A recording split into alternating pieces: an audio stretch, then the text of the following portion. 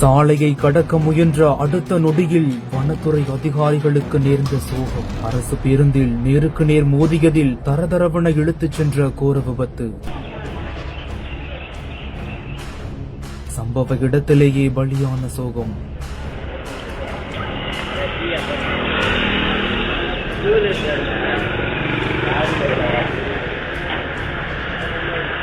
கிருஷ்ணகிரியில் இருந்து சிங்காரப்பேட்டை வரை தேசிய நெடுஞ்சாலையில் வைக்கப்படும் மரக்கன்றுகளை ஆய்வு செய்வதற்காக 26 வயதான திவாகரன் மற்றும் 34 வயதான கார்த்திகேயன் என்ற வனத்துறை அதிகாரிகள் இருவரும் இருசக்கர வாகனத்தில் வந்துள்ளனர். வேலையை முடித்துவிட்டு தேன்கனிக்கோட்டை நோக்கி சென்று கொண்டிருந்த போது கோடம்பாண்டப்பட்டி பகுதியில் வந்தபோது பெட்ரோல் பங்க் அருகே சாலையை கடக்க முயன்றதாக தெரிகிறது. அப்போது எதிரே வந்த கர்நாடக அரசு பேருந்தில் எதிர்பாராத விதமாக நேருக்கு நேர் மோதியதில் பேருந்தில் சிக்கி இருவரும் தரதரவென இழுத்துச் செல்லப்பட்டனர். இதனால் உடல் நசுங்கிய இருவரும் சம்பவ இடத்திலேயே பரிதாபமாக உயிரிழந்தனர். இந்நிலையில் தற்போது விபத்து குறித்த சிசிடிவி காட்சிகள் வெளியாகி அதிர்ச்சியை ஏற்படுத்தியுள்ளது.